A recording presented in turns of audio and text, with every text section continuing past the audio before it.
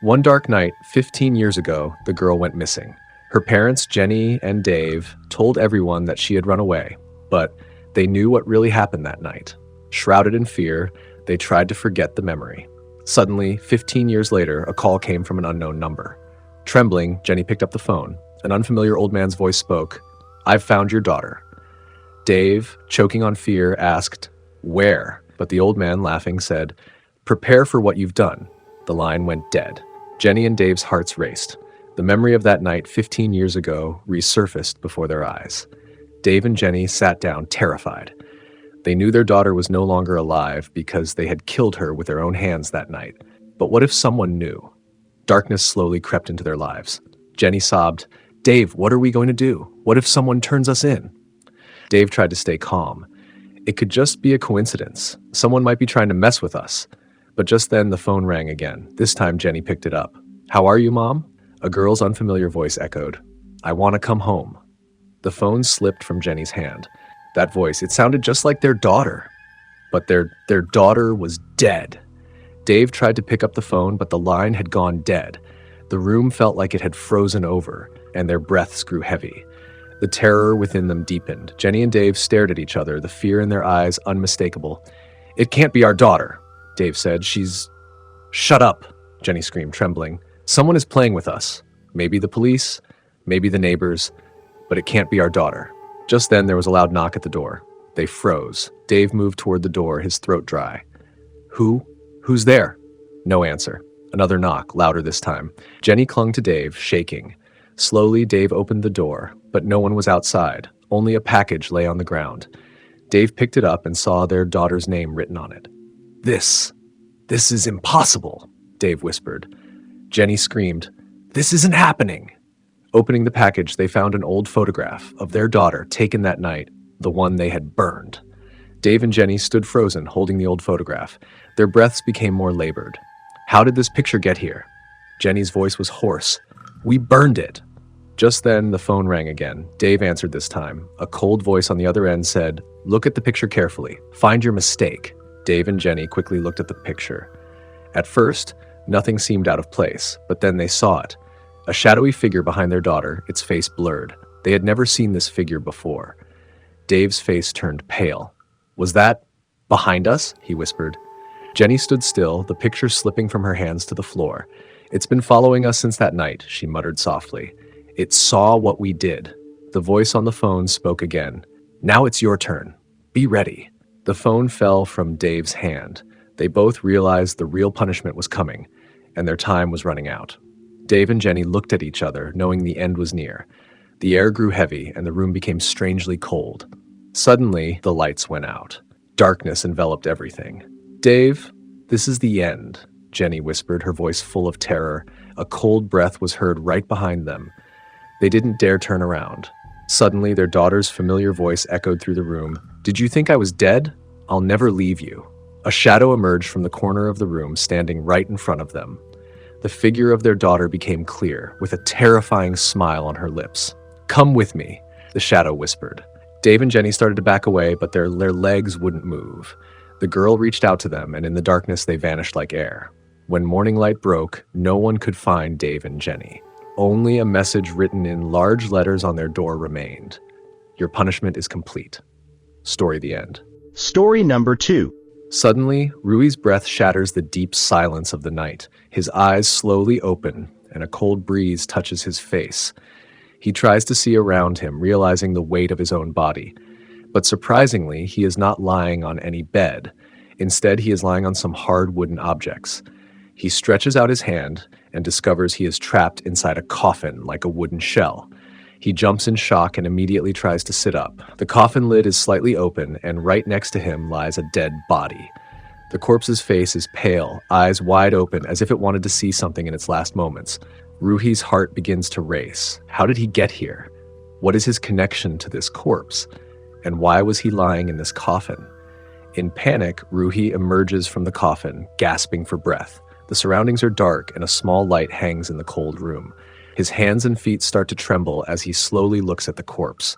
The fingers of the dead man twitch, as if it wanted to grab something in its last moments. Ruhi quickly rushes towards the door, but it is locked. the room seems to shrink even more. What is happening? He questions himself. Suddenly, a gust of wind blows in, but there are no windows in the room. Along with the wind, a strange voice whispers, saying, "You can't get out yet." Ruhi freezes. Suddenly, the corpse stirs slightly. Ruhi's throat dries up, and one question runs through his mind. Is this dead man really dead? Ruhi stands frozen, staring wide-eyed at the corpse. Suddenly, one hand of the corpse slowly begins to twitch. The fingers seem to want to grab something. Ruhi steps back, his heart racing. "How is this possible?" he whispers. A strange smile appears at the corner of the corpse's lips. It slowly sits up, its pale eyes fixated on Ruhi. "Are you trying to escape?" The corpse's voice echoes around the room as if 1,000 voices are speaking together. Ruhi retreats and something hard falls under his feet, a knife. He picks up the knife, trembling as he holds it, saying, "Who are you? Why was I brought here?" The dead man laughs, a strange crimson glow appearing in his eyes.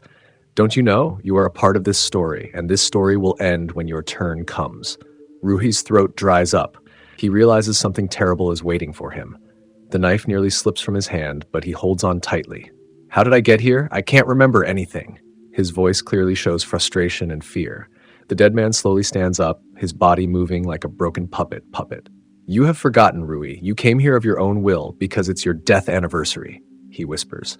Ruhi freezes. "Death anniversary? I'm alive!" He can't believe what he hears. Fragments of hazy memories float in his mind. An accident, bloodied hands, his own screams. "You died a year ago," the dead man says. "Now it's your turn. Go back into the coffin. This is your grave." Ruhi screams in terror. The walls of the room begin to spin as if the whole world is collapsing before him. The knife in his hand suddenly disappears and the surroundings grow even darker. "You will never escape." That whisper is heard again. Fear and terror spread through Ruhi's body. He realizes there is no way to escape here. Suddenly, he feels that something is changing within his being at that moment. In the instant the knife disappears, he imagines he can find strength. "No, I will not fall under your influence," he declares firmly. A flicker of power surges through him, and he charges at the dead man. "If you force me back into the coffin, I will pull you down with me," Ruhi bravely says. He now understands this is under his control. The dead man screams, "You are dead! This is your end!" But Ruhi's scream drowns out his words. He raises his hand and pushes the dead man, and suddenly all the wooden boards of the coffin shatter. A flash of light breaks the darkness of fear, and Ruhi sees a new world around him. He sees the corpse flying right in front of him and vanishing in an instant. Ruhi's heart feels a surge of power. He realizes this is his way to escape. He must face his past. He must confront every hurt and mistake standing in front of him. "Now I will come back," he declares with determination. And with that, he steps towards his new life. Story the end. Story number 3. In a quiet little town, a beautiful white dog named Boggy was happily living with his family. One day he rushed outside after hearing a strange sound and went missing. The family tried hard to find Boggy, but there was no trace of him. As time went on, they began to lose hope. 1 year later, Boggy suddenly returns. The family members scream with joy, and Boggy's return feels like a blessing to them. However, there are some unusual changes in Boggy's behavior. He is not the same as before. He always sits in a corner and sometimes watches the family with strange eyes. The family becomes anxious, but they hope Boggy will gradually return to normal. But they don't realize that something different is awakening within Boggy. After Boggy's return, the family's daily life changes. He has become very aggressive, especially at night. One evening, Boggy suddenly lunges at a small child in the family, but the child manages to escape just in time. Everyone is stunned because Boggy has never behaved this way.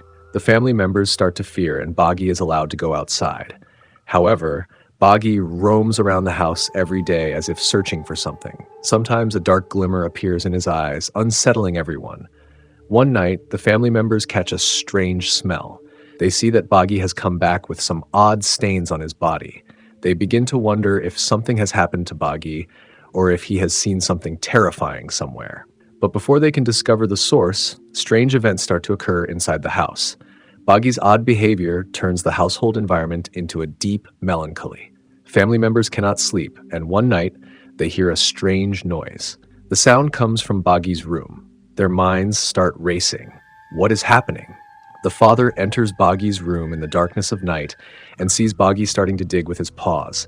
A scent is emanating from an old, burnt tree branch nearby. The father curiously approaches the tree and sees some old bones lying there. Boggy is sitting with dark glimmers in his eyes. The father realizes that something horrifying is happening. Suddenly, Boggy lets out a terrifying bark. The bark is so horrifying that the father immediately steps back.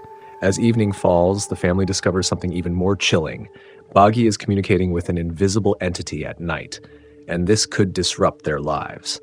The family becomes increasingly worried about Boggy's behavior. They decide to consult a veterinarian. The vet comes and examines Boggy but finds nothing unusual. He says, "It might just be stress. Give it time, he will be fine." But the situation continues to worsen. One night, the family hears that strange noise again, this time louder. The child looks into the darkness at Boggy and sees him licking some sinister faces. The child screams in fear. In the morning, everyone enters Boggy's room and sees that the pile of bones has grown. The dark glimmer in Boggy's eyes intensifies. They realize that Boggy has actually become possessed by some malevolent force. In an old book, they learn that such events occur when an animal has witnessed something horrifying in the past. They understand that Boggy will not be able to protect them, but will instead endanger them. The family quickly decides they cannot keep Boggy like this. They seek help from an old man known in the town for his years of experience. The man arrives and informs them that they need to free Boggy from that dark force. He prepares to perform a special ritual. He says, "You must present Boggy before everyone. If he runs away, it means something serious has gone wrong." In the darkness of night, the family takes Boggy to an old courtyard. The man begins to recite his incantations. Boggy starts to tremble oddly, and the darkness in his eyes deepens. Suddenly, a terrifying stone falls from the sky and strikes Boggy. Boggy collapses, and the family members scream. In a moment, a black shadow emerges from his body and disappears into the air. Boggy then becomes conscious again, but he is not the same. Finally, the family members realize that their dog has returned, but with a new identity, freed from a malevolent spirit. They know that from now on, Boggy will truly protect them. Story the end.